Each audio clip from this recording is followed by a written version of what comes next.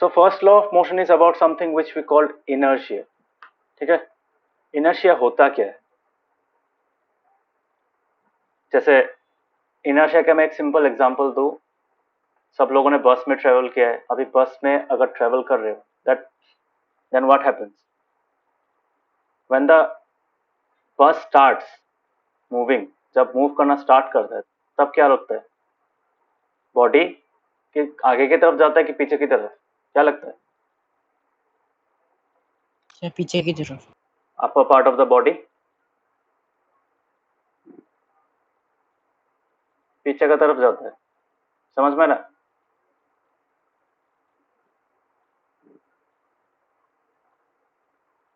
Yes sir. Others? हाँ. Yes sir. Yes sir. So the first law of motion is about inertia. Okay.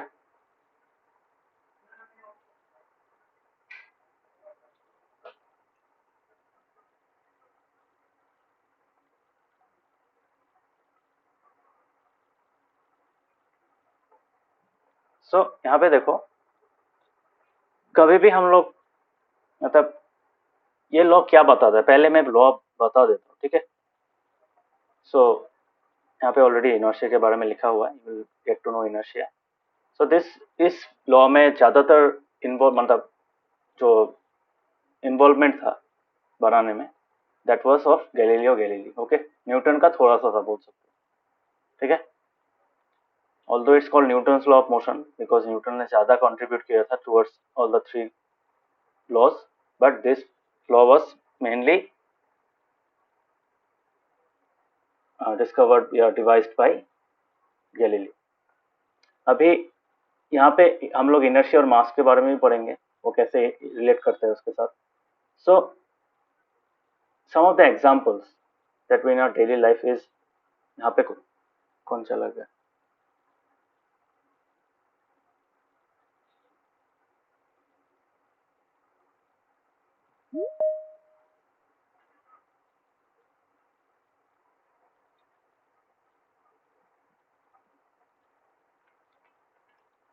So this is the first law of motion. पहले law of motion पढ़ लो, उसके बाद समझ में आएगा.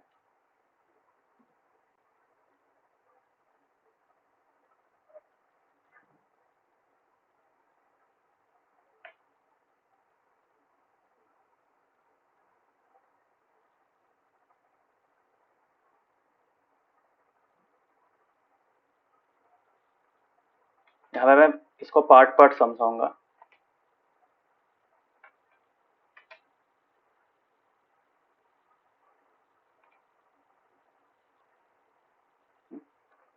So on the screen you are seeing that a law is written. So ये जो law है ये क्या है? It's called the law of first law of motion. So यहाँ पे एक चीज डायरेक्टली दिया नहीं, इनर्शिया के बारे में डायरेक्टली लिखना है, बट इनर्शिया बोला जाता है. मतलब यहाँ पे क्या बोला है? An object remains in A state of rest और ऑफ यूनिफॉर्म मोशन. मतलब अगर कोई चीज बंद है, मतलब if it is stationary. Okay. अगर कोई एक चीज स्टेशनरी पोजिशन में है तो वो उसी पोजिशन में ही रहेगा. As time continues, it will continue to remain in the state of rest. या फिर अगर कोई ऑब्जेक्ट यूनिफॉर्म मोशन में है, यूनिफॉर्म मोशन पता है लास्ट चैप्टर से, सेम स्पीड, टाइम बढ़ते जाता है, स्पीड सेम रहता है, दैट वाज यूनिफॉर्म मोशन, है कि नहीं? याद है? हाँ. सो इसलिए मैंने बोला था ना चैप्टर 8 इंपॉर्टेंट है, बिकॉज चैप्टर 9 में डायरेक्टली उसका यूजेस समझ में आएगा. So this is where you are going to see a lot of usage of the topics of last chapter. Okay. So एक पोर्शन है रेस्ट. ओके. यहाँ पे एक पोर्शन है रेस्ट का और एक है यूनिफॉर्म मोशन का. So a body can either be in this और इन दिस. ठीक है. सो रेस्ट में अगर है वो रेस्ट में ही रहेगा, या फिर अगर वो यूनिफॉर्म मोशन के साथ मूव कर रहा है वो यूनिफॉर्म मोशन के साथ ही मूव करता रहेगा in a straight line, unless compelled. ये जो लाइन दिख रहा है ना, कंपेल्ड मतलब क्या? what makes something compelled to change the force, if it or to change its direction or change its motion? Stop से स्टार्ट करने में कौन हेल्प करता है? दिस हेल्प्स, है कि नहीं? एन एक्सटर्नल फोर्स, यहाँ पे तुम अप्लाइड फोर्स भी बोल सकते हो या फिर इसको एक्सटर्नल फोर्स भी बोल सकते हो। समझ में आ रहा है? मतलब वो सेम जगह सेम पोजीशन में ही रहेगा जब तक उसमें उसका स्टेट में चेंज नहीं लाता है। कौन नहीं लाता है? एन एक्सटर्नल फोर्स या फिर एन अप्लाइड फोर्स। कुछ समझ में आया? किस किस को समझ में नहीं आया?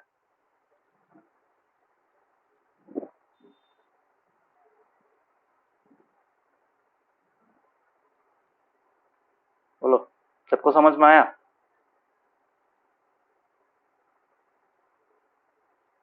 सर मुझे नहीं आया। सरस्वती? आया है। Suppose you are given a rock, okay? It's a big sized rock.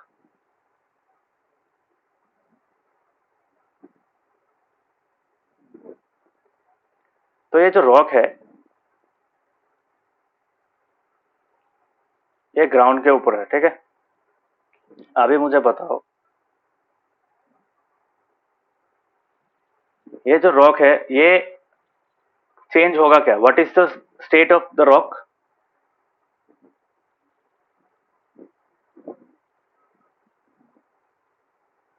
Sir stationery.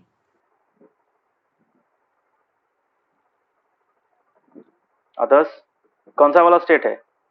ये वाला है कि ये वाला है? Rest. The rest. Rest. Okay, now ये रॉक अपने आप मूव करेगा क्या? बताओ। नहीं। No sir. No sir. सोचो ये पत्थर बहुत छोटा वाला है and you have kicked the rock. होता है ना, रास्ते में जा रहे कई पत्थर देखा, किक मार दिया, होता है ना? क्या होगा?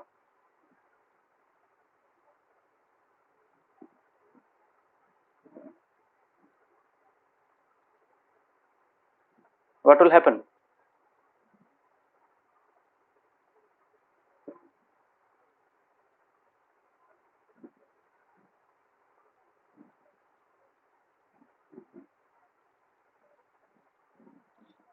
उड़ जाएगा कि नहीं? बोलो।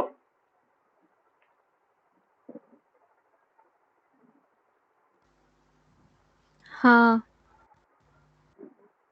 सो ये चीज अपने आप मूव नहीं करेगा unless and until an external force is applied to it. Okay.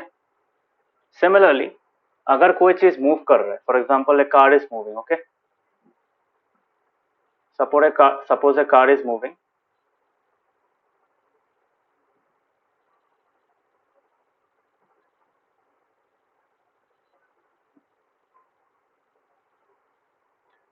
suppose a car is moving and it is moving at 50 kilometre, 50 नहीं है, पुराना वाला गाड़ी है तो ऑब्वियसली थोड़ा स्लो स्पीड से जाएगा, 25 kilometre per hour, okay? And it is travelling at uniform speed. अभी मुझे बताओ, वो अगर सेम स्पीड में एक्सेलरेट करेगा, जब तक ये गाड़ी ब्रेक नहीं मारता है या फिर ये किसी से साथ धक्का लग के गिर मतलब बंद नहीं हो जाता है। सोचो यहाँ पे एक रॉक आ गया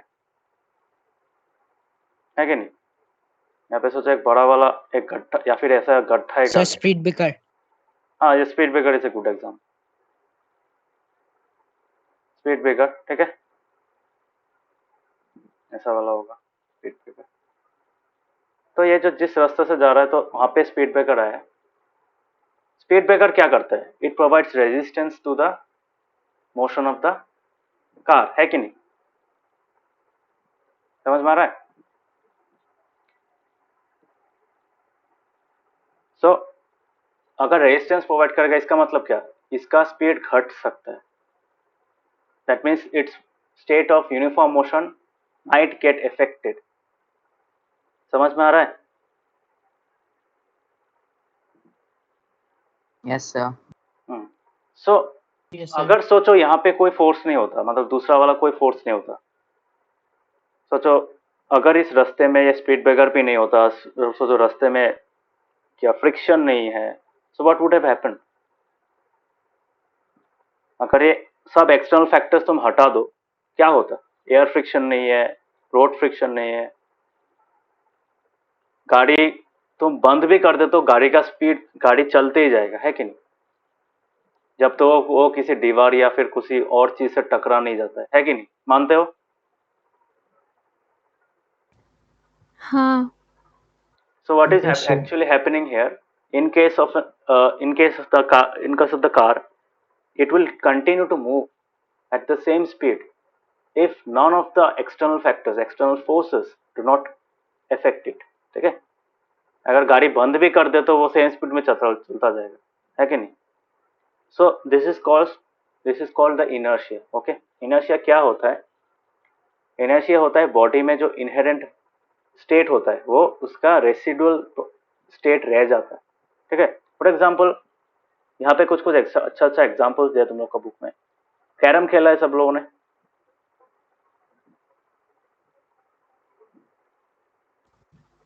हाँ, तो यहाँ पे देखना, जब हम इसको ऐसे अगर उसको सब हम लोग जो होता है कॉइन्स को जो ऐसे स्टैक कर देते हैं, स्टैक करके अगर यहाँ पे स्ट्राइकर, बहुत बहुत बार हुआ है, स्ट्राइकर अगर बहुत स्पीड से मारेंगे क्या होता है, नीचे वाला कॉइन क्या होता है, स्लाइड होके बाहर निकल जाता है कि नहीं? But the entire stack remains intact, है कि नहीं? मतलब ऊपर वाला जितना भी कॉइन्स है वो उसका शेप मेंटेन होता रहता है. देखा है ना?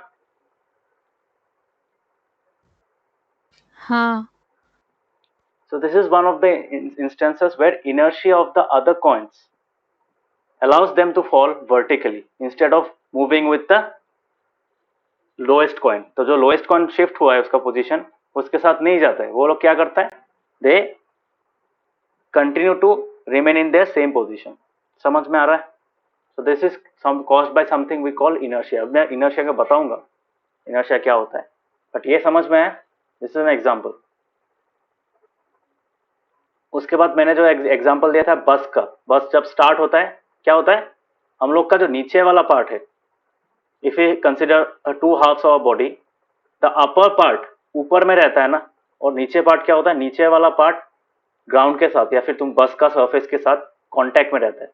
सो जब गाड़ी या फिर तुम्हारा गाड़ी नहीं, बस जब स्टार्ट होता है तब क्या होता है, तुम्हारा lower part of the body immediately comes into motion.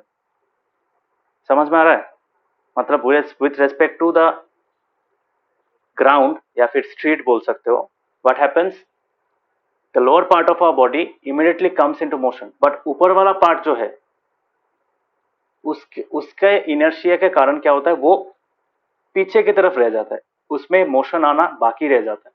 That is why our body feels a bit of jerk. जब हम लोग क्या करते हैं, एक जॉल्ट टाइप का मिलता है, क्यों?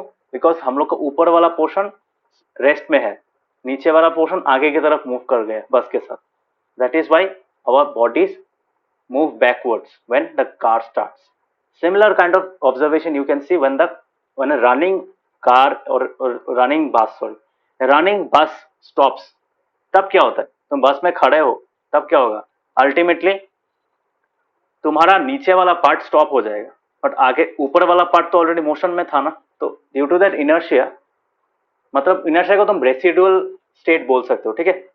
जो थोड़ा सा अमाउंट जो रह जाता है एक बॉडी में, जिस वो पुराना वाला स्टेट का जो अमाउंट रह जाता है, उसका इफेक्ट रह जाता है, दैट इज कॉल्ड इनर्शिया. अभी के लिए वो समझ लो. तो ऊपर वाला पोर्शन क्या होता है, ऊपर वाला portion immediately comes into, cannot immediately come into stop rest, मतलब वो बंद नहीं हो सकता. अगर कार सोचो रनिंग बस ब्रेक मार दिया तो जितना शार्प ब्रेक होगा नीचे वाला पोर्शन उतना जल्दी रेस्ट में आ जाएगा, और ऊपर वाला पोर्शन उतना ही धीरे से तुम्हारा रेस्ट में आ पाएगा. ओके, समझ में आया? तो इसके लिए क्या होगा, हम लोग का बॉडी क्या होता है, आगे की तरफ हो जाता है कि नहीं? Because upper part of the body still tries to move forward. समझ में आया?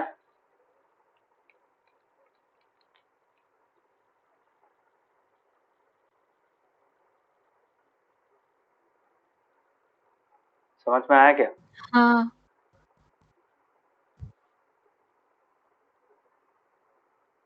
Yes, sir.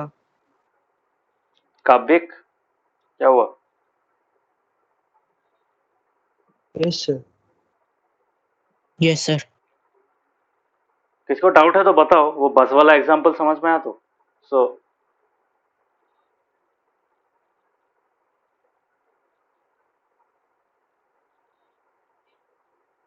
स्टार्टिंग ऑफ ए बस में क्या होता है, ये मैं ड्रॉ करके नहीं बता सकता ऑब्वियसली, ह्यूमन बॉडी को ड्रॉ करके उसको बाद सर ड्रॉ करके बताना टफ है मेरे लिए। सो लिख लेता हूँ। तो स्टार्टिंग ऑफ ए बस में क्या होता है, I can say the lower part of our body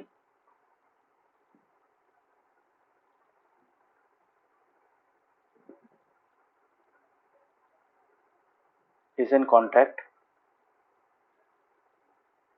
is in direct contact बोल सकता हूँ।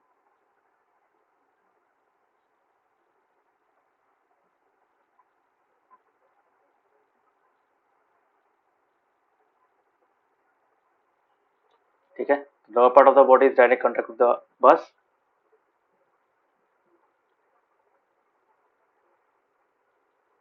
When the bus starts,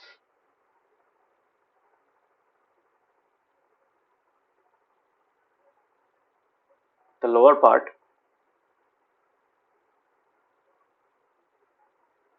immediately comes into motion.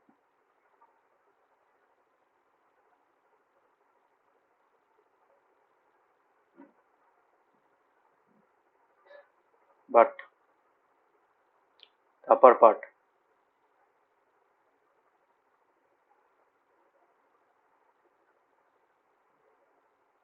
takes time to attain that motion.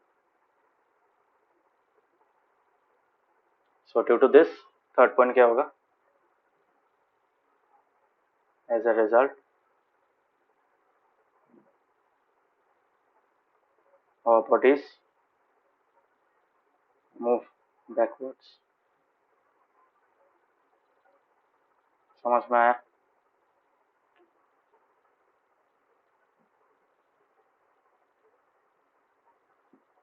ठीक है, तो ये जो ऊपर वाला पार्ट जो रह गया है, ऊपर वाला पार्ट जो टाइम ले रहा है, that is caused by the inertia. मतलब रेस्ट में था, रेस्ट से मोशन में आने में टाइम लग रहा है उसको, क्योंकि वो डायरेक्ट कांटेक्ट में नहीं है। समझ में आया? सो ये जो टाइम ले रहा है ना, हाँ सर। सो ये जो टाइम ले रहा है, you can call this thing as the inertia of our body. Okay, that inertia is causing the our body, upper part of our body to retain its original state, मतलब जो rest वाला state था। ठीक है, सो ये वाला एक example है, और सेकंड वाला एक एग्जांपल है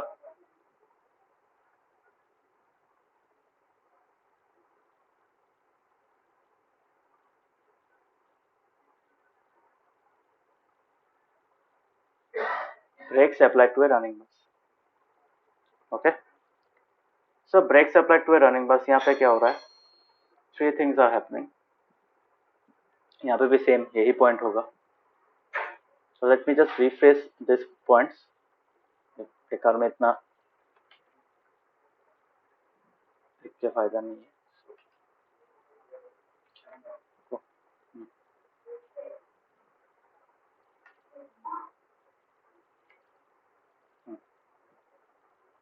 सो यहाँ पे क्या होगा, you can C,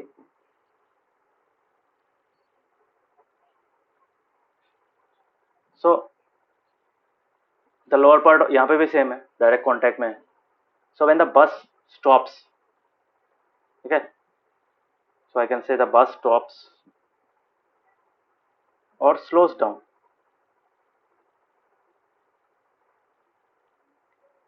the lower part immediately comes into rest, है कि नहीं? या फिर स्लोज डाउन को हटा देता हूँ, एक केस समझो, इजी होगा। So when the bus stops, the lower part immediately comes into rest, but the upper part takes time to attain attended motion नहीं बोलूंगा, टू कम टू रेस्ट। समझ में आया?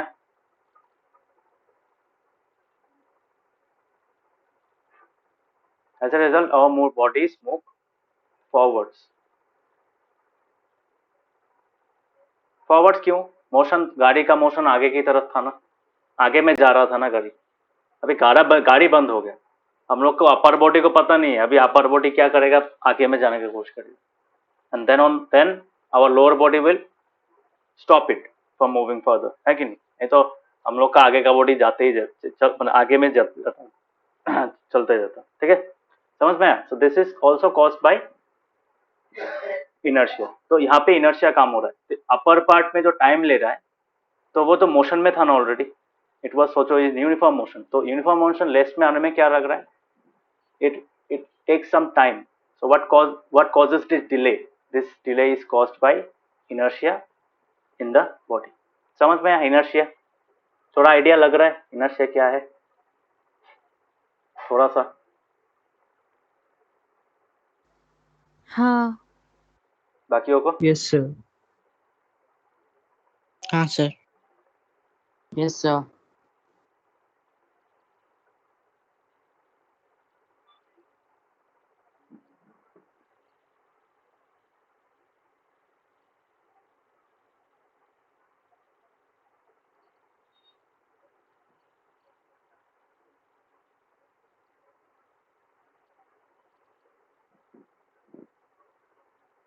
So these are the two these are some instances। तो कुछ examples हैं, और एक एग्जांपल है ऐसे, यहाँ पे एक ग्लास के ऊपर एक कार्ड रखो, वहां पे एक कॉइन रखो कार्ड के ऊपर, फुल स्पीड से कार्ड को स्ट्राइक करो। ठीक है, स्ट्राइक करने के बाद क्या होगा, कॉइन नीचे गिर जाएगा, कार्ड बाहर चला जाएगा। क्यों? बिकॉज इनर्शिया के कारण ये रेस्ट में था ना, दोनों ही रेस्ट में था, नीचे वाला मोशन में आ गया, ऊपर वाला थोड़ा टाइम लिया, and by that time it started moving, already बहुत नीचे आ गया था, already it was too late, and that is why it fell into the glass. समझ में आया? समझ में आ रहा है?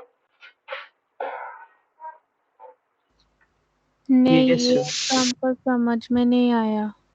सेम एग्जांपल है, हम लोग का जो बॉडी का अपर पार्ट के बारे में बोला था, ये तो कांटेक्ट में है, तुम बोल सकते हो this is in contact, but card इतना फास्ट मूव किया that the coin was not able to keep up with the speed of the card.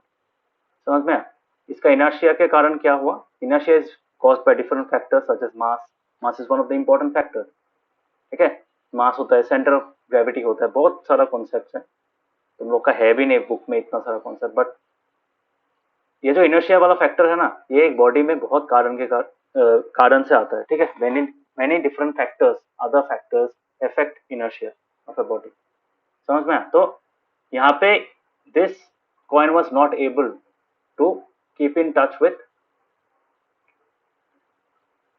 Keep in pace with the pace speed of the card. तो इसलिए क्या हुआ, card बहुत जल्दी चला गया।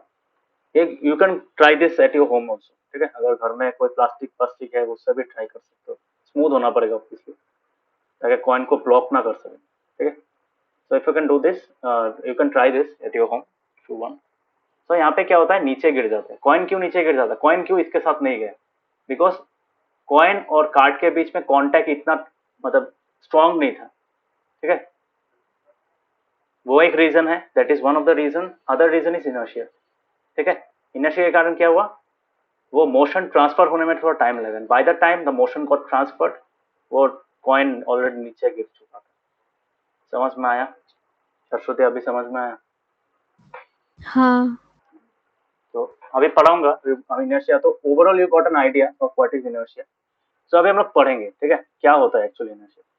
सो गैलीलियो ने क्या किया था, ये कैसे आया, ये फर्स्ट ऑफ मोशन कैसे डिस्कवर हुआ, या फिर कैसे डिस्कवर बोल सकते हैं, बिकॉज ये लॉ ऑलरेडी था, इसका एक इम्प्लीकेशन या फिर real world use cases already था, but it was not in a written form, या फिर एक किसी लॉ फॉर्म में नहीं था।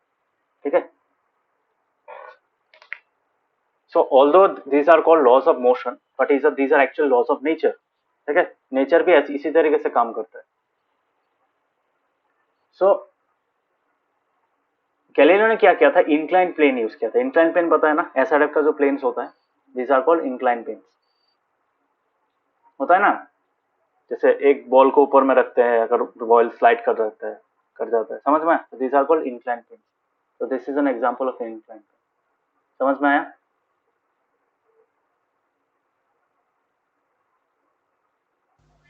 हाँ। Others? Yes, sir. Yes, sir. Kabik?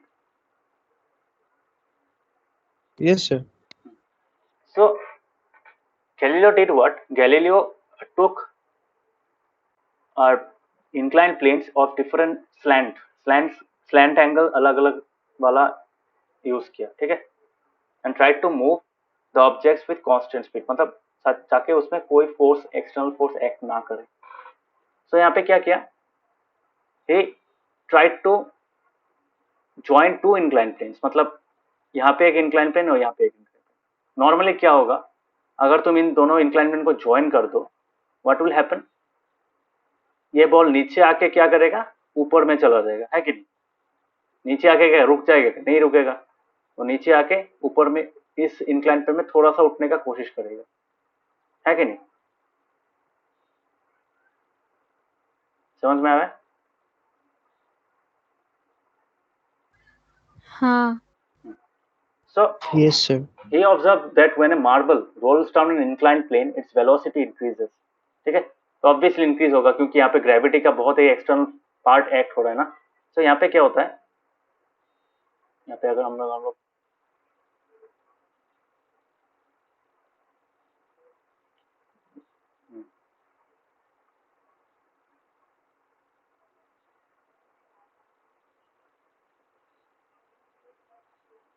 Galileo's experiment with inclined plane,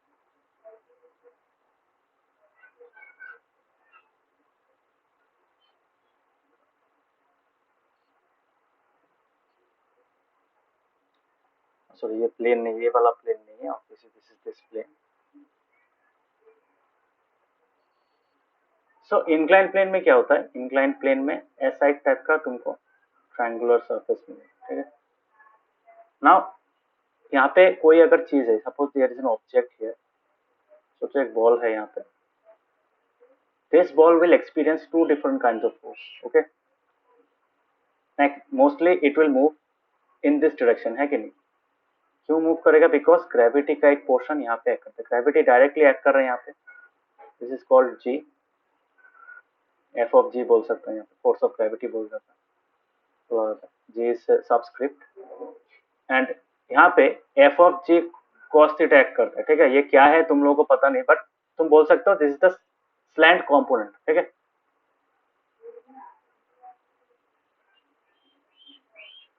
this is theta, तो ये समझ में नहीं आएगा अभी, बट सो ये इतना समझ लो, ये एंगल के ऊपर डिपेंड करता है ये वाला। सो this is the amount of force that acts on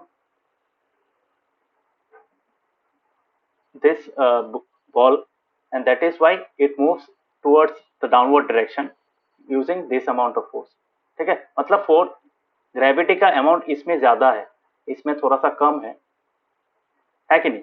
तो ये जो अमाउंट है, दिस मच न्यूटन से वो क्या करता है, इट मूव्स डाउनवर्ड्स। समझ में, थोड़ा सा don't worry about cos theta, इतना इंपॉर्टेंट नहीं है, हम मैं सिर्फ एक चीज बता रहा हूँ, मतलब this angle of inclination makes a difference. तो ये जो थीटा है, ये दिस इक्वल टू दिस, समझ में, थोड़ा सा समझ में है क्या, ज्यादा टफ लग रहा है।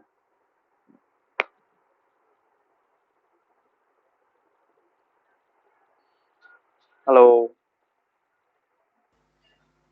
हाँ। तो यू कैन कॉल दिस हाँ, एज समझ में आया। हाँ स्लैंट कंपोनेंट ऑफ ग्रेविटी।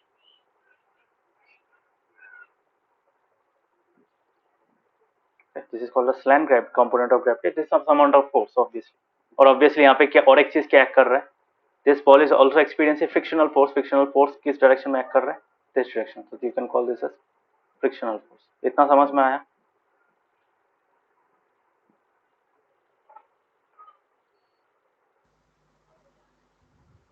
हाँ। Yes, sir. आदर्श, ऋषिकेश, नवदीप? Yes, sir. ठीक है। सो ये जो डायग्राम बना है, this was about an incline, this is called what, this is called an inclined plane. Okay, so this is how an object rolls down. तो every object rolls down, तो ये inclined plane का angle जितना ज्यादा होगा, theta जितना ज्यादा होगा, you will get higher values. ठीक है, तो जितना ज्यादा स्पीड से, तो फॉर एग्जाम्पल तुम पहाड़ में उठ रहे हो, पहाड़ तुम्हारा तुम्हारा सोचो पहाड़ में ऐसे जा रहे हो, एंड तुम गाड़ी बाइक से यहाँ पे आ रहे हो, तो बाइक क्या होगा, तुम तो अगर बाइक में यहाँ पे हो, if you are here in a bike, ये क्या होगा, नीचे जितना स्पीड से आओगे, अगर पहाड़ का हाइट ऐसा होगा, इसकी तरह अगर ऐसा हो जाएगा, तो क्या होगा, स्पीड बढ़ जाएगा कि नहीं। इफ यू आर हियर, बहुत ज्यादा स्पीड से नीचे आओगे ना, है कि नहीं। और इफ आई कैन से, if the slant is like this, किसमें ज्यादा स्पीड होगा, बोलो तो। केस ए और केस बी। सर ए में ज्यादा होगा। A. अवदीप, अवदीप ऋषिकेश कौन सा Sorry. होगा?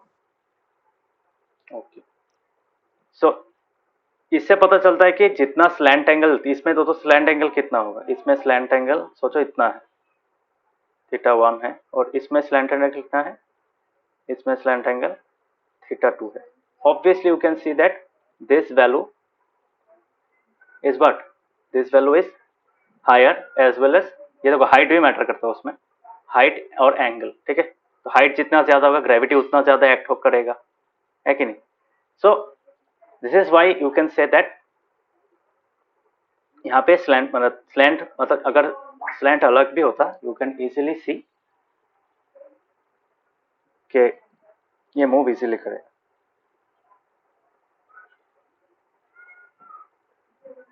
हाँ, तो स्लैंट के कारण क्या होता है, स्लैंट के कारण और हाइट के कारण, this force, this slant component of gravity can vary. Okay, so that will make the object fall at different speeds. समझ में? So I can say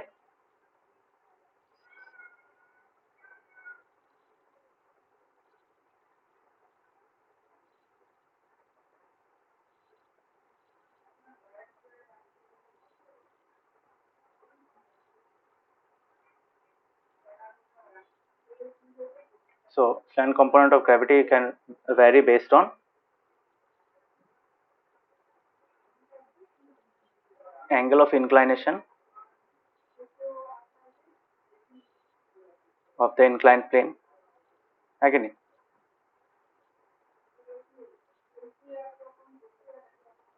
और नंबर 2 में क्या है, नंबर 2 क्या है, हाइट ऑफ,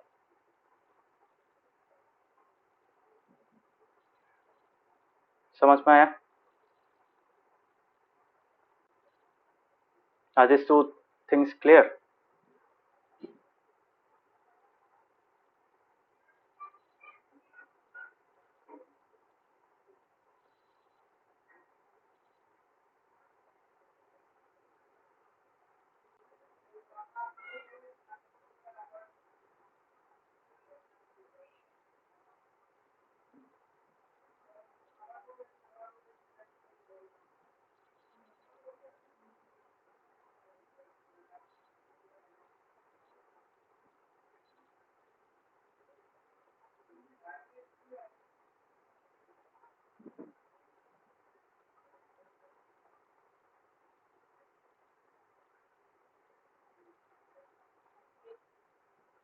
समझ में आया। मतलब इन दो कारण के क्या होता है, this variation can make the object rolling down the plane move at different speeds. So ये तो एग्जांपल समझा ही है। तो यहाँ पे ए में ज्यादा स्पीड होगा, दिस इज मास फास्टर, तो A will move faster, this will be faster and this will be slower, है कि नहीं। समझ में? हाँ. Yes, sir. तो ये हो गया। तो अभी क्या होगा, तुम्हारा किसी को यहाँ तक कोई डाउट है?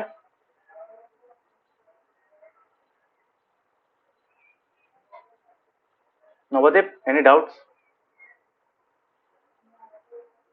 No, sir. So this is called the angle of inclination. This is the angle of inclination. Okay. फिर तुम इसको भी बोल सकते हो या फिर इसको भी बोल सकते हो, ठीक है। सो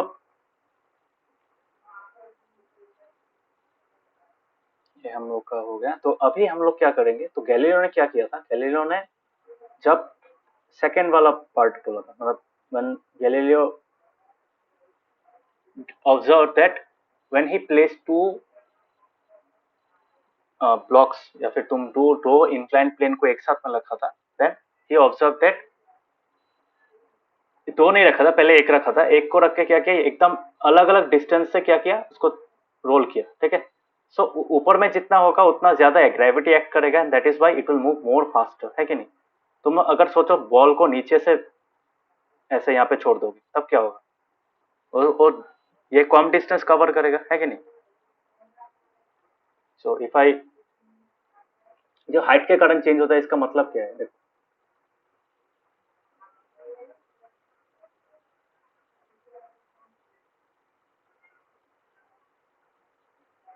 एक बॉल सोचो तुम यहाँ पे छोड़ रहे हो, so it will move for a longer distance and it will roll down till here, ठीक है।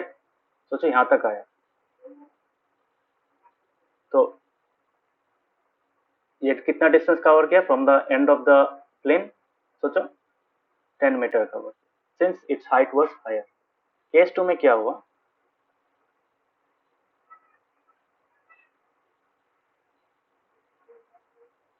केस 2 में क्या हुआ, केस 2 में सोचो तुमने यहां से बॉल को छोड़ा, ठीक है, it was the starting position and what happened, the ball could cover only this much of distance, ठीक है। सोचो यहाँ तक क्या आता है, तो सोचो ये 5 मीटर्स है, 5 मीटर बहुत ज्यादा डिस्टेंस है, मैं सिर्फ बता रहा हूँ। एंड सपोज केस 3 में क्या किया, तुमने एकदम नीचे से स्टार्ट किया, दैट मीन्स सेम ब्लॉक है, तुमने यहाँ से स्टार्ट किया, so it will move for just a small amount of distance and it will stop around here, यहाँ पे वो बंद हो जाएगा। So this is 2 meters. So या इससे क्या पता चल रहा है कि अगर हम लोग सेम प्लैंक लेते हैं, ठीक है, तो सेम हाइट का प्लैंक, सेम हाइट का अगर तुम वो लेते हो तो at different, so this is the highest point, है कि this is the highest distance,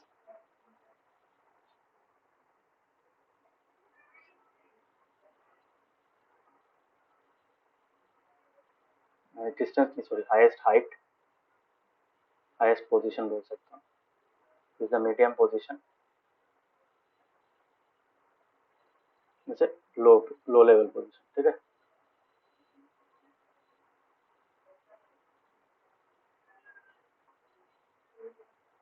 Rishikesh कहाँ से समझ में नहीं आया था, कहाँ से सुनाई नहीं दी, मतलब नहीं देखा था तुमने, कौन सा वाला पार्ट से?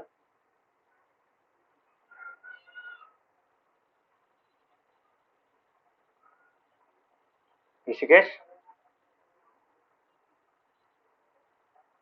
Yes, sir. हाँ कौन सा वाला पार्ट नहीं देखा था, बोलो। ये पार्ट देखा था,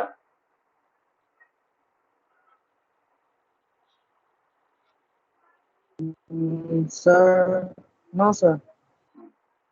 तो एक बार देख लो यहाँ पे, अगर तो तुम एक हाई हिल से अगर नीचे ना जा रहे हो और एक लो हिल से जा रहे हो, मतलब लो लेवल हिल से जा रहे हो, तो कौन सा वाला में स्पीड ज्यादा होगा, जो ऊपर वाला में है, जो इसका स्लोप ज्यादा है कि नहीं, जो इसका स्लैंट ज्यादा है उसमें से तुम ज्यादा नीचे आओगे, मतलब ज्यादा फास्ट नीचे आओगे, और यहाँ पे स्लोली नीचे आओगे, है कि नहीं। तो इसका कारण क्या होता है, 2 reasons are there, due to this height, ये जो एंगल है इसके कारण भी होता है, यहाँ पे देखना एंगल ज्यादा था इसमें एंगल कम था, ठीक है।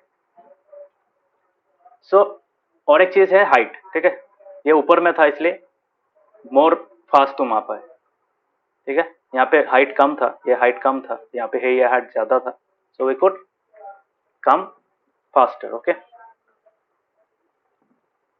समझ में आया? तो वी विल रोल डाउन या फिर कम डाउन फास्टर, या केस ए में और केस बी में स्लो डाउन और स्लोली। सो इसके कारण क्या होता है, this are the two reasons, angle of inclination of inclined plane and height of inclined plane, ठीक है, and this variation can make the object rolling down the plane move at different speeds. इतना समझ में आया? इसी के समझ में आया इतना? Yes, sir. Okay, so now we are considering three positions. सोचो यहाँ पे हाइट, ये जो हाइट का इफेक्ट है क्यों बोल रहा हूँ, सोचो हम लोग सेम प्लेन ले रहे हैं, ठीक है, सेम प्लेन, समझ में आ रहा है? ये जो ट्रायंगुलर पोर्शन है ये सेम है, ट्रायंगुलर जो इंक्लाइन प्लेन है सेम है। तो यहाँ पे मैं हाई एक पोजीशन में बॉल को छोड़ रहा हूँ, फ्री फॉल, ठीक है, फ्रीली छोड़ रहा हूँ, तो वो क्या करेगा, रोल करेगा, रोल करके it will come to rest at certain distance. सोचो 10 मीटर्स में स्टॉप हो रहा है, मैं अगर मिडिल में रखकर छोड़ूंगा तो क्या होगा, वो थोड़ा सा मूव करेगा, it will move not as much as 10 meters but it will move less than 10 meters. सोचो 5 मीटर्स कवर किया, और एकदम लो पोजीशन में अगर मैं छोड़ता हूँ तो क्या होता है, it will move smaller distance, है ना? समझ में? Yes, sir. Okay, so this explains this point. ये जो पॉइंट है मैंने लिखा था, ये पॉइंट समझ में आ रहा है यहाँ से कि height of the incline plane, height of the incline में तो सेम ही है, कौन सा पॉइंट पोजीशन में ऑब्जेक्ट है वो डिपेंड करता है। मतलब यहाँ पे क्या होगा, यहाँ पे ग्रेविटी का जो स्लैंट कंपोनेंट है ये ज्यादा होगा, इसमें एवरेज होगा और इसमें सबसे कम होगा। समझ में आया? Everyone clear? हाँ, sir. तो तुम देख सकते हो कि अगर एक बॉल एक इंक्लाइन प्लेन से रोल कर रहा है, दैट उसका स्पीड किसके ऊपर डिपेंड करता है, बहुत सारा चीज के ऊपर डिपेंड करता है। वो कौन सा पोजीशन में है, कौन से हाइट में है इंक्लाइन प्लेन में, इंक्लाइन प्लेन का कौन सा एंगल है, इंक्लाइन प्लेन का हाइट कितना है। तो all this things determine, because वो एंगल और हाइट अल्टीमेटली रिलेटेड है।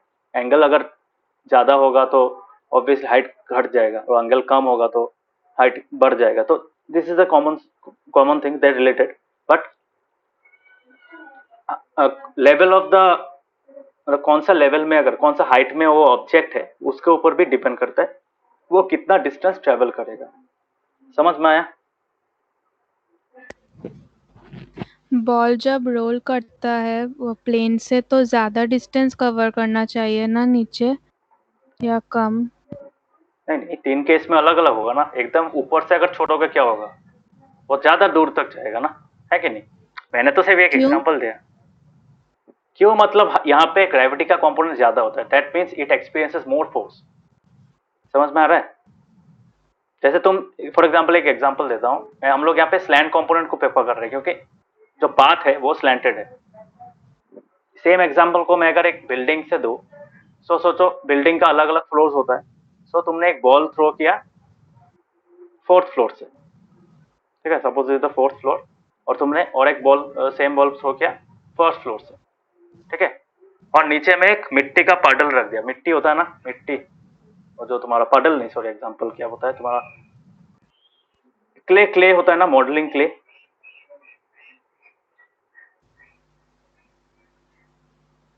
मॉडलिंग क्ले होता है ना। हाँ। तो सोचो मॉडलिंग क्ले को तुमने क्या किया, मॉडलिंग क्ले को यहाँ पे तुमने ऐसा रख दिया, तो यहाँ पे डिप्रेशन क्या होगा, 1st फ्लोर में सोचो डिप्रेशन इतना ऐसा हो रहा है, इतना तक हुआ, ठीक है, जब 1st फ्लोर से गिरा, this is for the 1st floor, और 4th फ्लोर से जो बॉल गिरा, सेम बॉल जो गिरा, उसमें डिप्रेशन ज्यादा होगा। मानते हो कि नहीं, बोलो?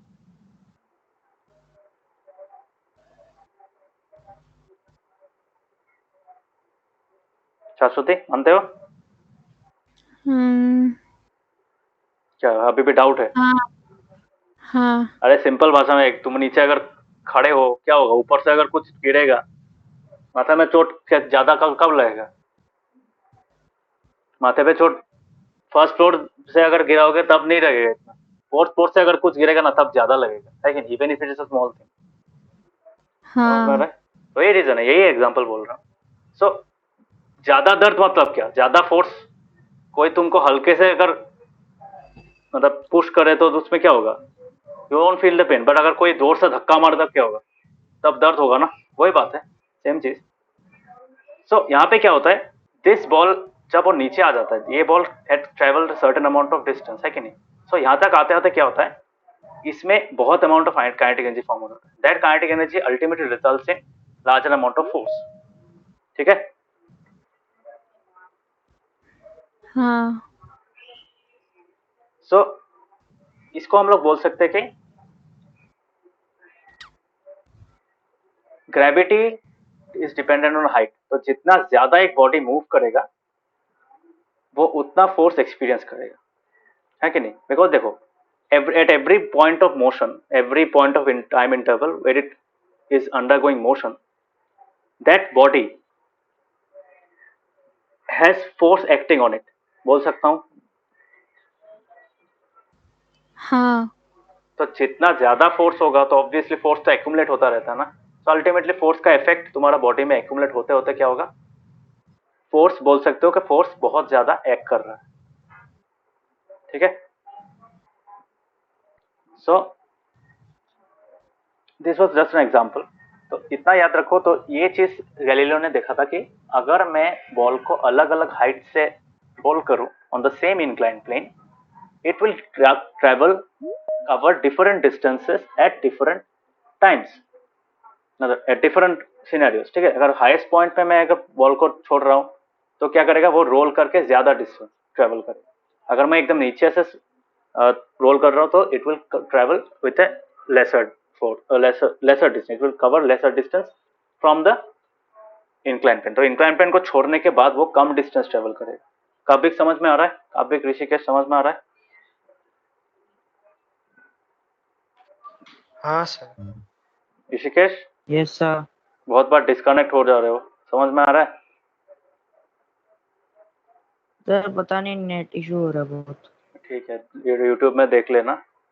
अभी समझ लो, ये तो एक ही चीज को समझा रहा था, इतना ज्यादा कुछ नहीं है, बट इतना समझ लो कि height height of the position of the object on the incline plane, या फिर level of the height of the, या फिर level of the object rolling down the incline plane has an effect on the force. ठीक है। जितना ज्यादा ऊपर में रहोगे उतना ज्यादा फोर्स रहेगा।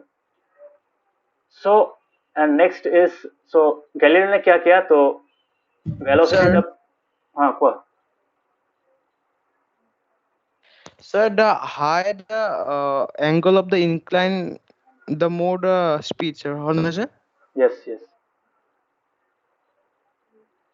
मैंने बोल दिया ना, ये तो ऑब्वियसली ये तो डायरेक्टली नहीं है। तो इससे के from the above we can say that, तो यहाँ पे मैं लिख देता हूँ, from the above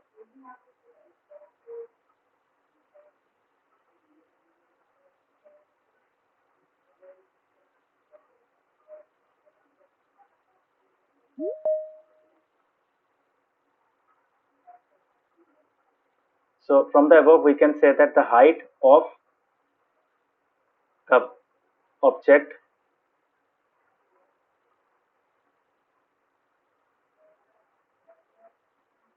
rolling, height of the object from the ground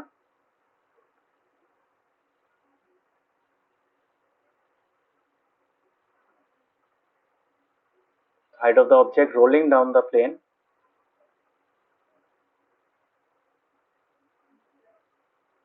rolling down the inclined plane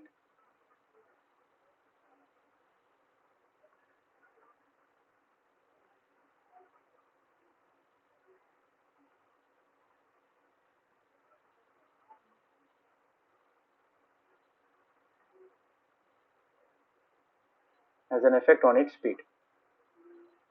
ठीक है। सो इसको मैं कैसे लिखता हूँ, मोर हाइट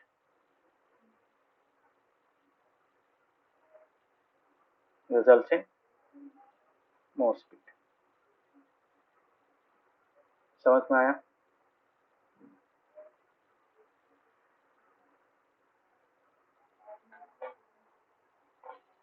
समझ में आया? काव्य, सरस्वती? हाँ। ये इतना तक समझ में आया? ये मैं कितना, ये देखो, ये इतना, ये चीज को मैं इतना क्यों समझा रहा हूँ? Because this things will add up, this concepts will add up when you understand the law of motion, first law of motion.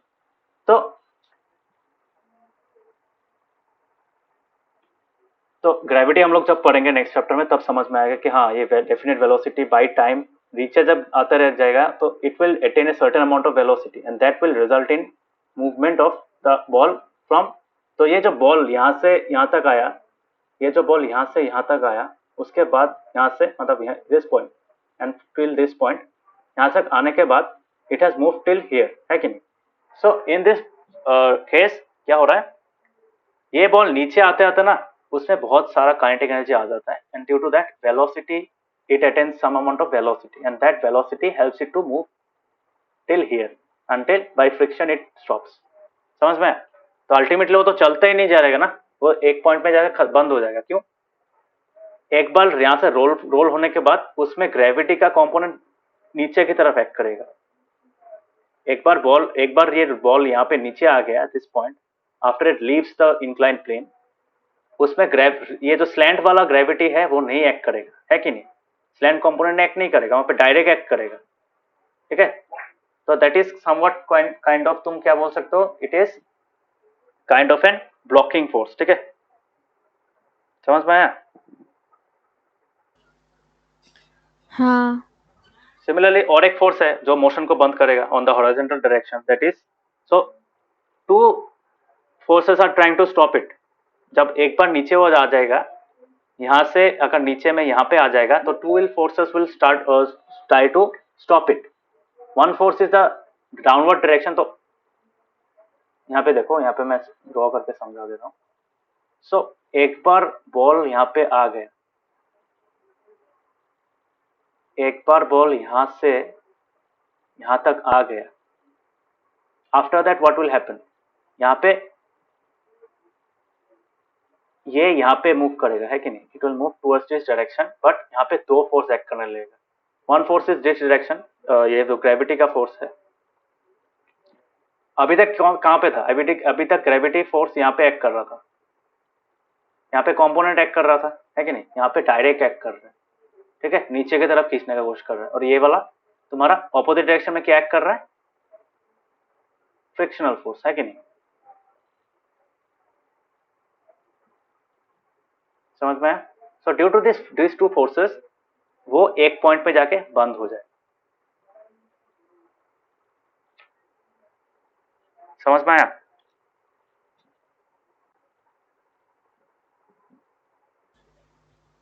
हाँ। टॉपिक समझ में आ रहा है? Yes, sir. सो इतना तक तो तुम लोगों को समझ में आ गया, बहुत इजी कॉन्सेप्ट था ये. अभी हम लोग देखेंगे कि अगर हम लोग मतलब इसको स्टडी कैसे करेंगे. मतलब वेलोसिटी जब धीरे धीरे क्या हो जाता है, ऊपर की तरफ, जब अगर मैं इन दोनों को ज्वाइन कर दूं, if I join two incline planes, सोचो एक ही एंगल में सेम इंक्लाइन प्लेन को मैंने क्या किया, so I can say after joining two incline planes, okay.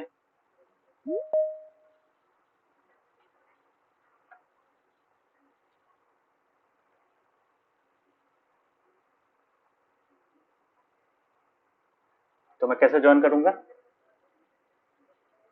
तो ऐसा एक इंक्लाइन प्लेन है और सेम इंक्लाइन प्लेन को मैंने इस डायरेक्शन में भी ज्वाइन कर दिया.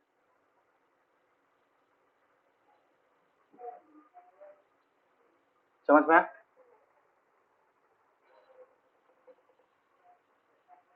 So this is inclined plane 1, this is inclined plane 2. समझ में आया?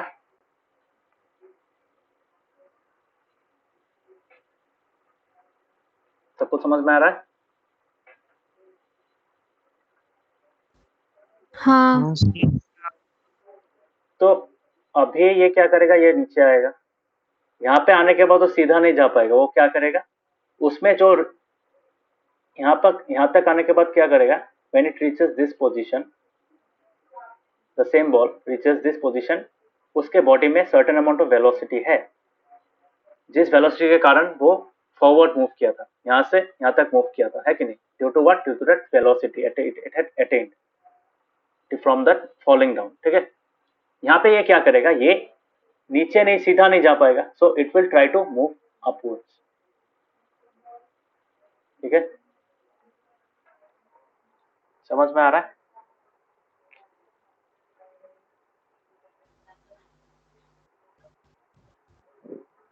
समझ में आ रहा है सबको? हाँ। सो ये क्यों हुआ, ये बॉल यहाँ तक कैसे पहुंचा? Because you can say that ये डिस्टेंस उसने यहाँ पर ट्रेवल किया था पहले, अभी वो क्या कर रहा है, ऊपर की तरफ जा रहा है, बिकॉज उसका जगह नहीं है ना, it can not go straight, it has to move upwards, है कि नहीं? तो यहाँ पे क्या होता है, यहाँ पे एक प्रॉब्लम दिखाई देगा तुमको, प्रॉब्लम इन द सेंस, यहाँ पे you will see that if you change the slant of the second जो हम लोग का क्या है, तुम्हारा इंक्लाइन प्लेन है, सेकेंड इंक्लाइन प्लेन को अगर इंक्लाइनेशन चेंज करोगे, सोचो तुम यहाँ पे इंक्लाइन कर रहे हो, यहाँ पे इंक्लाइन कर रहे हो, यहाँ पे इंक्लाइन कर रहे हो, तो यहाँ पे देखना, it will try to move up to the same height. This may sound strange but ये दिखता है, ठीक है? सो उसने क्या ऑब्जर्व किया था, when Galileo did this experiment with the second inclined plane having different slopes, ठीक है? अलग अलग स्लोप लेके किया था। So what he observe that ऊपर में जब जाता है उसका वेलोसिटी धीरे धीरे घटता जाता है कि नहीं? It's kind of reverse path, मतलब ऊपर से जब नीचे आया था, नीचे से जब ऊपर जाएगा उल्टा होगा, उल्टा मतलब जितना ऊपर जाएगा उसका उतना स्पीड घटता जाएगा। क्यों? बिकॉज वहां पे it was more subjected to the downward force. तो यहाँ पे क्या होगा तुम्हारा, यहाँ पे क्या होगा, जब वो ऊपर की तरफ मूव करने लगेगा, when it tries to move upwards, when the ball will move upwards, उसमें ये वाला फोर्स एक्ट करेगा ना, ये एक्ट करेगा स्लैंट कंपोनेंट। हाँ, सिमिलरली यहाँ पे क्या होगा, तुम्हारा ऊपर में और क्या जाने नहीं देगा, the frictional force will not let it move upwards, तो फ्रिक्शनल फोर्स भी नीचे की तरफ एक्ट करेगा। समझ में आ रहा है?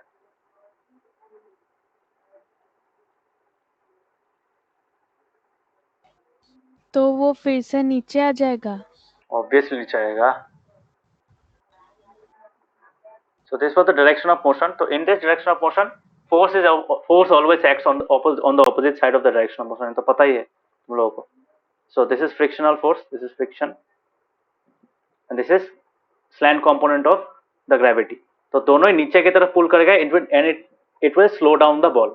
तो एक पोजीशन में जाके क्या करेगा, बॉल फिर से नीचे की तरफ आ जाएगा, ठीक है? समझ में आया?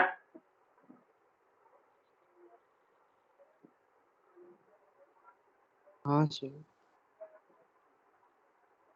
पहले देखो, that fg cos theta helped the ball to come down, but now it is slowing the ball down, क्योंकि वो उसका direction of motion opposite direction में है, क्योंकि fg cos theta हर वक्त नीचे की तरफ ही होगा, है कि नहीं? मतलब it will move towards the downwards, मतलब जो नीचे की तरफ ही पुल करेगा। ग्रेविटी है ना, ग्रेविटी तो हर वक्त नीचे की तरफ ही एक्ट करता है। समझ में? So Galileo had discovered this. So Galileo argued that when a marble is released from the left, it will roll down the slope and go up to the opposite side to the same height from which it is. तो Galileo ने बोला था कि अगर मैं दोनों, मतलब जिस हाइट से मैं छोड़ रहा हूँ उसी हाइट पे वो रीच करेगा ऑन द सेकेंड प्लेन, ठीक है? सेकेंड इंक्लाइन प्लेन में भी वो उसी साइड पे रीच करेगा। सो अगर इंक्लाइनेशन सेम है तो वो सेम डिस्टेंस पे करेगा, मतलब सेम डिस्टेंस तक ऊपर उठ जाएगा, ऊपर उठ पाएगा। मतलब सोचो ये जो हाइट है, ये ब्लैक कलर वाला जो लाइन है और ये जो ब्लैक कलर वाला लाइन है, दिस टू स्लैंट्स आर सेम, ठीक है? ये तो सेम इंक्लाइनेशन में है, तब तुम बोल सकते हो हाँ सेम हाइट तक पहुंच पाएगा। राइट साइड वाला का प्लेन का हाइट भी सेम है, लेफ्ट साइड का भी सेम है, ठीक है? समझ में? सो बट अगर हम लोग इंक्लाइनेशन चेंज करते हैं तो क्या होना चाहिए? लॉजिकल चीज क्या है? लॉजिकल चीज है तुम्हारा हाइट, मतलब जिस हाइट तक वो बॉल ऑटोमेटिकली ऊपर उठेगा वो घट जाना चाहिए, है कि नहीं? क्योंकि ये इसमें जितना स्पीड है वो तो सेम रहेगा, पर जितना तुम हाइट घटा दोगे, मतलब you are slightly increasing the distance, है कि नहीं? क्या बढ़ा रहा हो? यहाँ पे डिस्टेंस बढ़ जा रहा है ना, है कि नहीं? ये जो ब्लू कलर वाला जो लाइन है, सोचो ये अगर स्लोप होता उसमें क्या होता? मतलब यहाँ पे अगर मैं इस डायग्राम को तुम समझाने जाऊँ, यहाँ पे actually there are three different heights of incline planes. तो इसी डायग्राम को मैं अगर समझाने जाऊँ, यहाँ पे देखो, suppose this is the diagram, देखना। हाँ, सो एक्चुअली मैं कैसे ड्रॉ कर सकता हूँ? सोचो ये हाइट है, तो इसी हाइट से मैंने यहाँ पे थ्रो किया, तो ये हाइट था हम लोगों का। सिमिलरली इसका भी हाइट सेम है, सो सेम हाइट तक गया। अभी तुम जो सेकेंड वाला लाइन देख रहे हो, ये ब्लू वाला का था, ठीक है? तो ये जो ब्लू वाला लाइन है, ये ब्लू वाला का तुम बोल सकते हो ब्लू वाला का हाइट इतना नहीं है। ब्लू वाला का हाइट क्या है एक्चुअली? ब्लू वाला में वो कम डिस्टेंस ट्रेवल करे, उसका लेंथ बढ़ गया है कि नहीं? सो if I say that this is the plane, तो स्लोप क्या हो रहा है? Slope has been decreased, angle घट गया ना इसका, समझ में आ रहा है?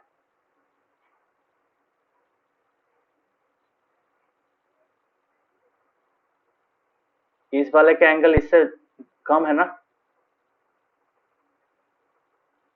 इसका भी तो और भी कम है। हाँ टॉपिक समझ में आ रहा है? हाँ सर। तो देखो ये इफेक्ट क्या होगा, मैं बता रहा हूँ, धीरे धीरे बता रहा हूँ। देखो, तो राइट साइड का क्या हो रहा है? राइट साइड का इंक्लाइनेशन अगर हम लोग धीरे धीरे घटाएंगे, ठीक है, तो क्या होगा? then the marble would travel further distances till it reaches the original height। तो इसमें क्या हो रहा है? सेम हाइट का प्लेन अगर है, सेम हाइट का अगर स्लोप है, तो ये वाला डिस्टेंस ट्रेवल करेगा फ्रॉम दिस पॉइंट, यहाँ पे ये वाला डिस्टेंस ज्यादा ट्रेवल करेगा। क्यों? This blue line is longer than this black line, बोल सकता हूँ। क्यों हुआ? क्योंकि हम लोगों ने इंक्लाइनेशन घटा दिया, that is why the length of the inclined plane increased, है कि नहीं? ये सोचो L1 है, ये L2 है, ये L3 है। So obviously you can see that L1 is less than L2 is less than L3, है कि नहीं? बोल सकता हूँ?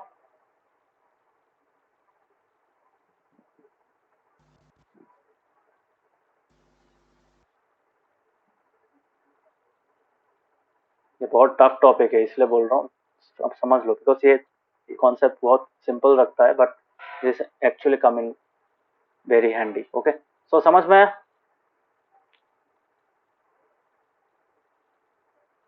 शाश्वती, काव्यक, ऋषिकेश, थोड़ा सा समझ में आया? L2 और L3 का बॉल क्या सेम हाइट में पहुंचेगा? सेम हाइट में ही पहुंचेगा। रुको, मैं पहले क्या समझाना चाहूँ, हाँ वो तो बताऊंगा मैं। पहले इतना तक समझ लो कि अगर मैं यहाँ पे रोल कर रहा हूँ, लेंथ अगर स्लोप चेंज कर रहा हूँ, मतलब एंगल ऑफ इंक्लाइनेशन अगर घटा रहा हूँ, है कि नहीं? This is the angle of inclination, है कि नहीं? ब्लैक कलर का ये वाला, ब्लू कलर का ये, रेड कलर का ये। So this three angles are different, है कि नहीं? So as we decrease the angles of inclination, what happens? The length of the what? The length of the slopes. These are the length of the slope. ये वाला है L1, यहाँ से लेकर यहाँ तक, ये है L2, यहाँ से लेकर यहाँ तक, और ये वाला है L3, यहाँ से लेकर यहाँ तक। ठीक है, so obviously लेंथ बढ़ जा रहा है। क्यों बढ़ जा रहा है? अब बिकॉज हम लोग एंगल ऑफ इंक्लाइनेशन बढ़ा रहे। अभी क्या होगा? गैलीलियो ने क्या ऑब्जर्व किया था कि अगर लेंथ बढ़ भी जाता है, since the angle of inclination is decreasing, the ball will move up to the same height, मतलब इसी हाइट तक वो रीच करेगा जिस हाइट तक जिस हाइट से उसको छोड़ा गया था। समझ में आया? So Galileo observe this using this experiment. तो गैलीलियो ने क्या किया था? 3 प्लैंक लिया था। ये प्लैंक 1, सॉरी प्लैंक नहीं, सॉरी क्या बोलते हैं इसको, इंक्लाइन प्लेन। तो incline plane 1, incline plane 2, incline plane 3, inclined plane 4.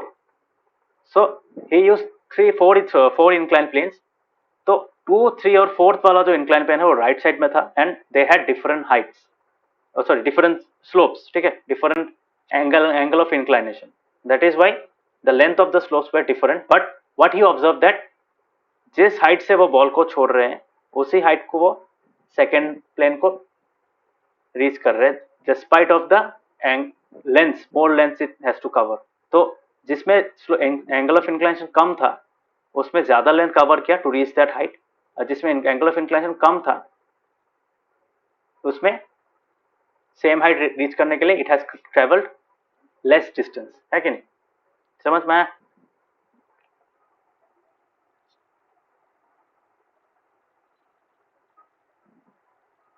थोड़ा सा समझ में आया? हाँ. काव्यिक, ऋषिकेश, ऋषिकेश समझ में आ रहा है? थोड़ा थोड़ा समझ में आ रहा है? Yes sir. ओके. मैं क्यों थोड़ा थोड़ा बोल रहा हूँ, बिकॉज ये पार्ट समझने में थोड़ा टाइम लगेगा, बिकॉज सेकेंड और थर्ड मोस्ट जो लॉ है वो समझने में इजी है, because you get mathematical equations. इसमें मैथमेटिकल इक्वेशन इतना नहीं मिलता है directly, so it is quite difficult to understand. So इसलिए मैं थोड़े थोड़े करके पार्ट से समझा रहा हूँ. क्यों? पार्ट से अगर समझोगे तब समझ में आएगा, मतलब then will be able to connect the dots. Okay. अभी लग रहा है ना ये क्या चीज है, इसके साथ तो मिल नहीं रहा है. जब मैं फाइनली बताऊंगा इनर्शिया क्या होता है, क्यों हो रहा है, ये सेम हाइट तक क्यों पहुंच रहा है, ये मैजिक लगता है ना. सेम हाइट तक कैसे पहुंचेगा? एक में कम डिस्टेंस ट्रेवल कर रहा है, एक में ज्यादा डिस्टेंस ट्रेवल कर रहा है वो सेम हाइट रीच करने के लिए. सो हाउ उसमें तो एनर्जी सेम रहेगा, क्योंकि ये डिस्टेंस तो सेम कवर करेगा ना, और इसी डिस्टेंस के कारण उसमें वेलोसिटी आएगा, उसमें वो इंटरनल काइनेटिक एनर्जी आएगा. है कि नहीं? समझ में आ रहा है ना? सेम होगा कि नहीं बोलो? इन दिस 3 केसेस 1 2 1 3 एंड 1 4, ये तीनों कॉम्बिनेशंस में क्या हो रहा है, फर्स्ट वाला जो प्लेन से गिर रहा है तो उसमें क्या हो रहा है, तुम्हारा रोल डाउन करने में वो it is attaining the same amount of kinetic energy. Then how it is possible that it is able to cover more distance in less slanted planes and same distance in more slanted planes. है कि नहीं? Strange लग रहा है ना? है कि नहीं? हाँ. हाँ, तो ये पढ़ेंगे क्यों होता है. This is because of inertia. Simple भाषा में अगर मैं बोलता जाऊँ, ये जो सेम हाइट अटेन कर रहा है ना, this is because of inertia. So देखते हैं कैसे होता है. सो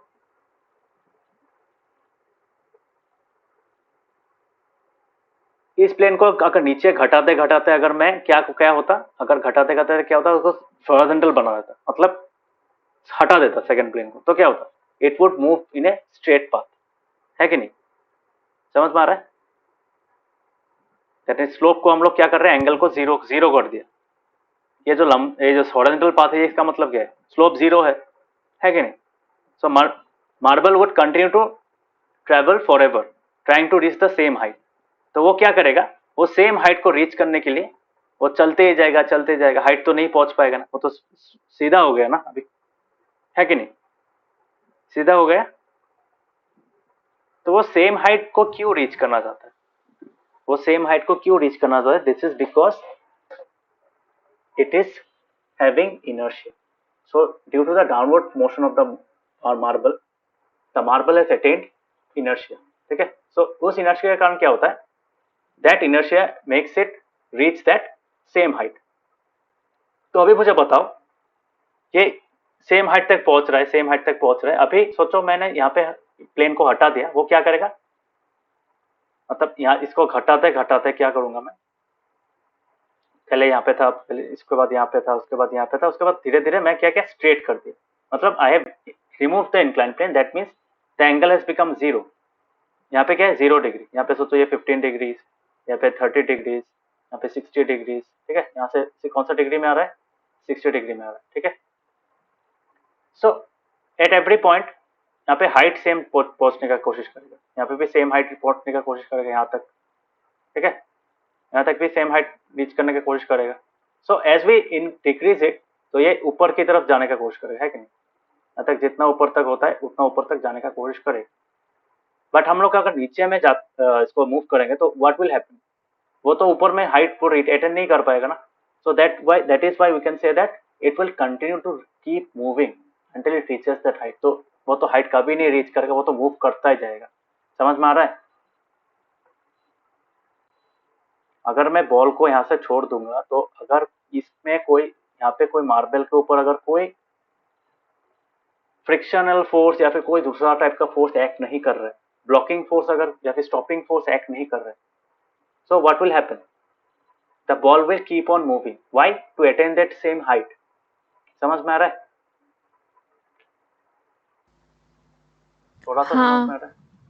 तो वो चलता ही जाएगा, ये बॉल चलता ही जाएगा। अगर उसमें कोई एक्सटर्नल फोर्स एक्ट है, वो बंद क्यों हो जाता है? वो बॉल रोल करने के बाद एक डिस्टेंस कवर करने के बाद बंद क्यों हो जाता है? बिकॉज उसमें frictional force, gravitational force, downward gravitational force ये एक्ट करता रहता है, and due to stopping forces it comes to rest. ठीक है? सो इसलिए यहाँ पे एक लाइन दिया है, यहाँ पे देखो, if the angle of inclination of the right side plane was gradually decreased, then the marble would travel further distances until it reaches the original height। और फ्लैट डिस्टेंस में तो ओरिजिनल हाइट कभी नहीं पहुंच पाएगा। So ultimately, if it is made horizontal, the marble would continue to travel forever, reaching the same height that it was released from। तो जिस height से वो रिलीज किया गया था उस हाइट को अटेन करने के लिए वो चलता ही जाएगा, चलता ही जाएगा, है कि नहीं? समझ में आ रहा है?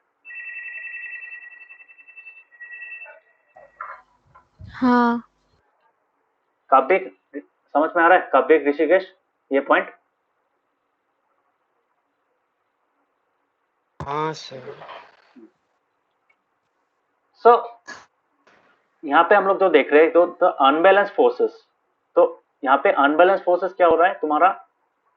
इन this case are zero. Why zero? Because अगर वो चलता ही जाएगा, चलता ही जाएगा, इसका मतलब क्या है? उसमें कोई एक्सटर्नल फोर्स एक्ट नहीं कर रहा है। ठीक है? तो वो एक्सटर्नल फोर्स चाहिए कि नहीं बंद करने के लिए? बोलो। अगर ये बॉल को तुमको स्टॉप करना है, उसका मोटिव क्या है? उसका मोटिव है it will continue to move till it reaches the height. ये हाइट जब तक इसको नहीं मिलता है, इस मार्बल को जब तक ये हाइट नहीं मिलता है, इस लेवल तक नहीं आ पाता, वो चलता ही जाएगा। Okay? But what makes it सो?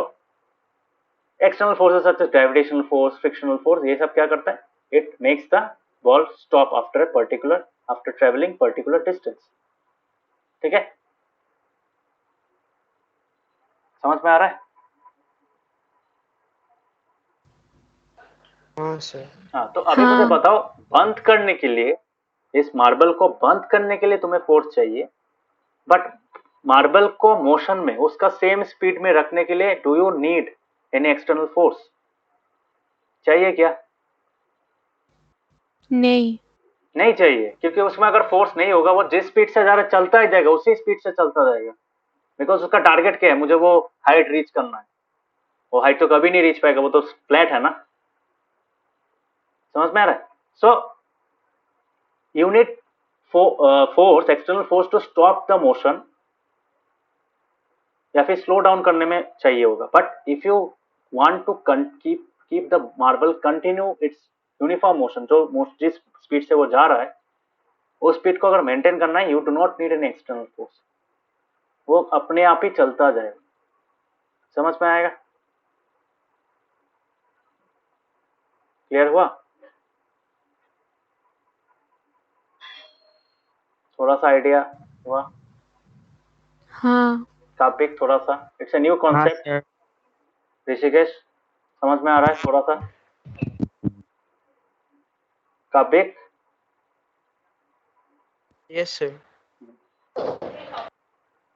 देखो, एक बार अगर इनर्शिया समझ लिया ना, बाद में इतना टफ नहीं होगा। Try to understand the concept. यहाँ पे देखो, यहाँ पे जो अनबैलेंस फोर्सेस है, इसमें बहुत सारा फोर्स एक्ट कर रहा है, ग्रेविटी एक्ट कर रहा है, ये एक्ट कर रहा है, वो एक्ट कर रहा है। सो अल्टीमेटली उसमें जीरो हो जाएगा। अगर उस सबको एक्सटर्नल नेगेटिव फोर्स को हम लोग हटा देते हैं तो उसमें सिर्फ एक टाइप का फोर्स रहेगा, which is resulting this ball to move with uniform velocity. तो उस फोर्स का जो इफेक्ट है, तो बाहर का एक्सटर्नल फोर्स नहीं चाहिए, वो इंटरनल जो इसका एनर्जी है, इंटरनल जो वेलोसिटी है उसका, उसी के कारण वो मूव करते रहेगा। ठीक है, you do not have to apply an external force from the behind to keep it moving, है कि नहीं? उसको स्पीड अप करने या फिर मेंटेन करने के लिए एक्स्ट्रा फोर्स नहीं चाहिए हम लोग को। सिमिलरली उसको तो हम लोग को कब फोर्स चाहिए होगा? अगर we want to speed up the marble और you want to slow down the marble और make it come into rest. ठीक है, रेस्ट में लाने के लिए, स्पीड अप करने के लिए, स्लो डाउन करने के लिए, ये तीन चीजों के लिए क्या चाहिए होगा? We need an external force. We had to get a net force greater than zero और less than zero. Less than zero तो नहीं होगा, ग्रेटर देन जीरो होगा। सो एक सर्टेन अमाउंट चाहिए, है कि नहीं? बट अगर हम लोग उसमें नेट फोर्स जीरो अप्लाई करते हैं, so it will continue to move at the same speed, same rate में वो मूव करते रहेगा। And that is why we can say that this is the case of inertia. क्यों? वो inertia के कारण, इस चीज को इनर्शिया कहा जाता है। एक बॉडी में जो इनहेरेंट तुम्हारा मोशन आ जाता है and due to the net unbalanced forces acting on it becomes zero, then no external force is required to maintain its state of motion। मतलब जब एक चीज मोशन में आ जाता है, उसको उस स्टेट में रखने के लिए तुमको एक्सटर्नल फोर्स नहीं चाहिए। एक्सटर्नल फोर्स कब चाहिए होगा? जब तू उस मोशन को तुमको चेंज करना है। How can you change the motion, uniform motion of an moving object? You can change it by slowing it down, by making it faster और बाय स्टॉपिंग इट। समझ में आया?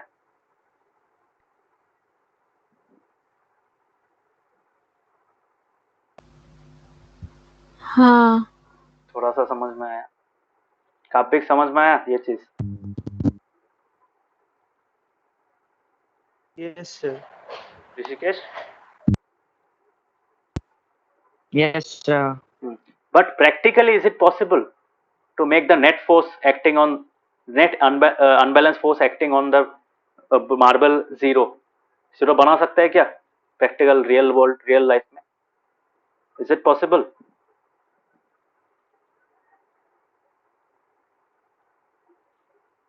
क्योंकि देखो, दो चीज तो एक्ट करेगा। कोई भी चीज अगर एक फ्लोर के ऊपर या फिर कोई सरफेस के ऊपर मूव कर रहा है, दो चीज तो मैंडेटरी है उसमें एक्ट करेगा ही, and those two forces will try to slow down the object, slow और स्टॉप द ऑब्जेक्ट, है कि नहीं?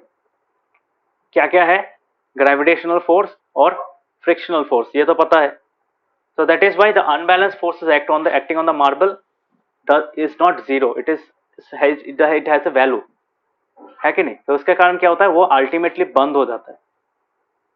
समझ में आ रहा है? हाँ। कभी बंद होता है कि नहीं? बोलो। हाँ सर, होता है। सो बिकॉज ये जो वैल्यू है, ये जो जीरो था हम लोगों का, ये unbalance forces acting on the marble हम लोग जीरो बना नहीं सकते रियल वर्ल्ड। ठीक है, ये इसलिए यहाँ पे दिया है, एक लाइन दिया है, in practical scenarios it is difficult to achieve the zero unbalance force, क्योंकि वो तो नेगेटिव फोर्सेस रहेगा ही ना वहाँ पे। सो फ्रिक्शनल फोर्स तो रहेगा ही। तो फ्रिक्शनल फोर्स रहने के कारण क्या होगा? Ultimately that would make the ball stop. ठीक है, फ्रिक्शन के कारण वो बॉल हॉरिजॉन्टल डायरेक्शन में स्टॉप हो जाएगा। बट मार्बल एक पर्टिकुलर डिस्टेंस ट्रेवल करने के बाद ही स्टॉप होगा।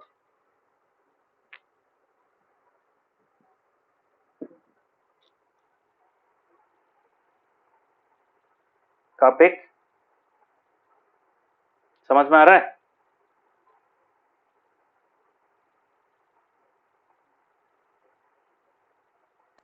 सर। दिखाई दे रहा है? स्क्रीन दिखाई दे रहा है? हाँ सर।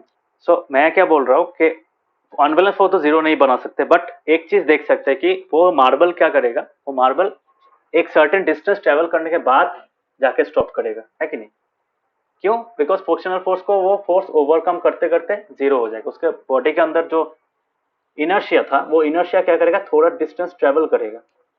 ठीक है, that inertia will make the marble move to a certain distance before it stops due to the negative frictional force. Frictional force opposite direction में एक्ट करता है, और इनर्शिया जो फोर्स है वो क्या करे, इनर्शिया के कारण जो फोर्स है वो towards the direction of motion act करते हैं, ठीक है। So I can say like this, यहाँ पे जो बॉल रोल किया था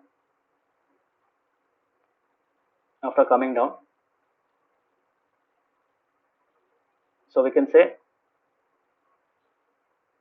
ये बॉल नीचे में, मार्बल नीचे में आने के बाद क्या होगा, ये जो यहाँ पे मूव कर रहा है, सो यहाँ तक आया, सो यहाँ तक आकर रेस्ट में आ गए, this is the position of rest. So यहाँ पे क्या एक्ट कर रहे हैं, this is the direction of motion, this is the direction of motion. So इसमें क्या एक्ट कर रहा है, इस डायरेक्शन में एक्ट कर रहा है फोर्स ऑफ इनर्शिया, और इस डायरेक्शन में क्या एक्ट कर रहा है, फोर्स ऑफ फ्रिक्शन, ठीक है। सो ये वैल्यू घटता जाता है क्योंकि ये तो सेम रहेगा ऑब्वियसली, तो ये घटता घटते घटते अल्टीमेटली जीरो हो जाता है, that makes the motion zero, ठीक है, समझ में आया। So the marble stops after traveling certain distance. The effect of frictional force हम लोग कैसे मिनिमाइज कर सकते हैं, अगर फ्लोर को हम स्मूथ बना दे वो तो और दूर जा सकता है कि नहीं। सो ये अलग चीज है, but most important is that it can travel certain at till a certain distance, ठीक है, वो एक पर्टिकुलर डिस्टेंस ट्रेवल करेगा, तो यहाँ तक, यहाँ तक वो ट्रेवल करेगा। एंड ये ट्रेवल क्यों पॉसिबल है, because of the kinetic energy that is attained in the downward. तो डाउनवर्ड फॉल के कारण क्या क्या, it has attained some amount of energy and that energy is converted to its velocity. So that due to that velocity, that force of inertia comes into its body, and that force of inertia makes it travel to this amount of distance, makes it cover this amount of distance. समझ में आया? इतना तक समझ में आया कि नहीं, बोलो।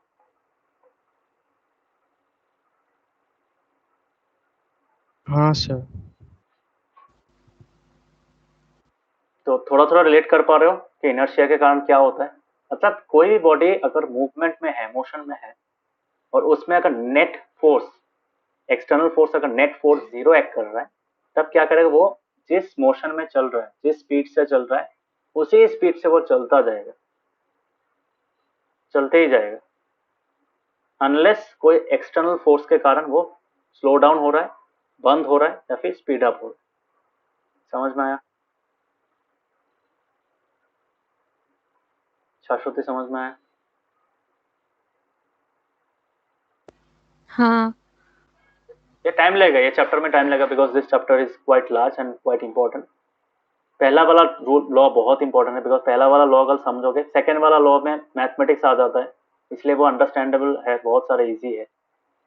सेकेंड और थर्ड बहुत ही इजी है, बट फर्स्ट वाला समझने में टफ लगता है, बिकॉज फर्स्ट वाला में तुम्हारा डायरेक्टली कोई इक्वेशन भी नहीं है, कुछ नहीं है, it is purely on the basis of one concept, that is inertia, ठीक है। So the tendency to move, तो इनर्शिया होता क्या है, अभी आज के क्लास में, नेक्स्ट क्लास में चल समझाऊंगा इनर्शिया होता क्या है।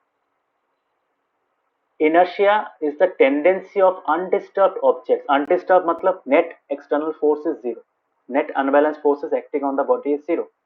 The tendency of undisturbed objects to stay at rest or to keep at moving in the same velocity is called inertia.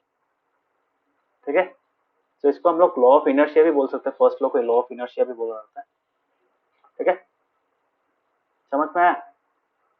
तो इन डायग्राम्स को थोड़ा कॉपी में ड्रॉ करना एंड ट्राई टू अंडरस्टैंड, ठीक है।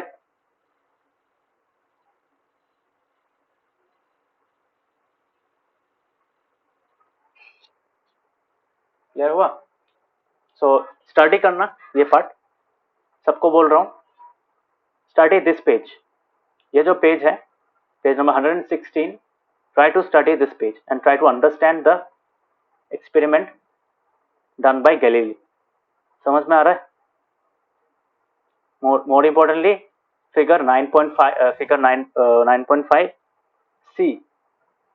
सी वाला में जो डबल इंक्लाइन प्लेन में जो अलग अलग इंक्लाइनेशंस में जो मूवमेंट हुआ है, सेम हाइट रीच करने का कोशिश किया है, so try to understand that, ठीक है, and try to relate it with the definition of inertia. This is the definition of inertia, underline कर लो। ये फर्स्ट लॉ ऑफ मोशन है, अंडरलाइन कर रहे हो? हाँ। Everyone underline this part and write in bracket, यहाँ पे ब्रैकेट में लिख दो फर्स्ट लॉ ऑफ मोशन, ठीक है। और यहाँ पे एक चीज लिख दो, ये वाला part, this is also important, ये वाला line, this is the definition of inertia, ठीक है।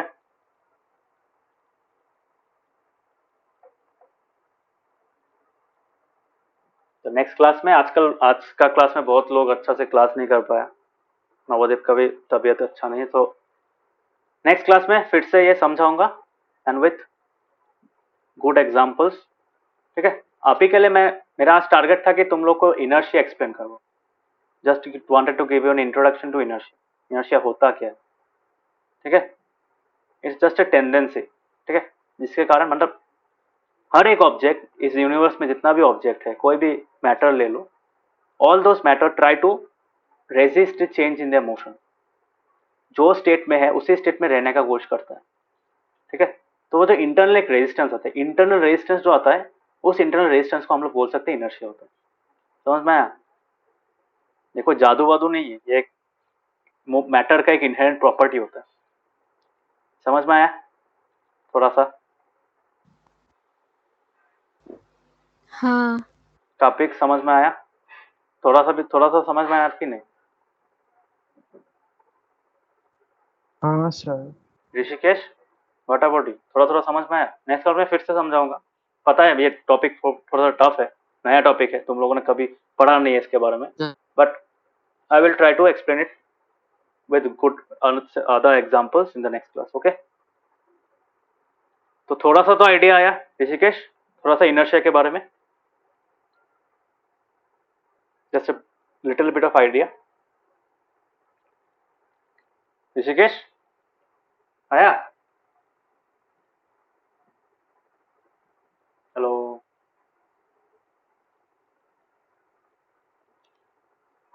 Rishikesh, yes sir. समझ में आया? थोड़ा सा समझ में आया इनर्शिया क्या होता है? हाँ ठीक हाँ है, सर।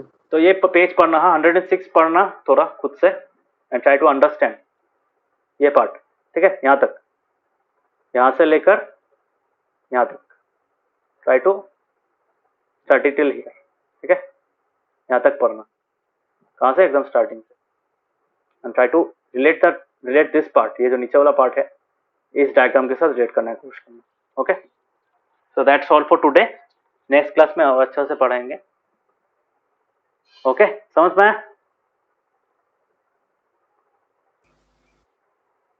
किसी को अगर फिर से समझना है तो यूट्यूब में वीडियो हाँ, रहेगा सर। आज का क्लास का, देख लेना, जिन लोगों का थोड़ा मिस हो गया पार्ट, अगर पढ़ोगे थोड़ा सा आइडिया आ जाएगा।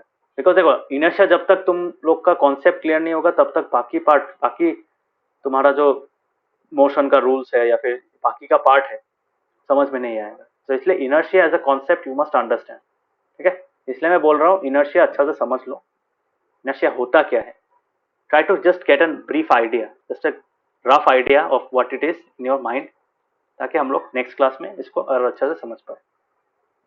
सो thank you, bye bye, good night. Bye. Good night. Bye sir. Good night.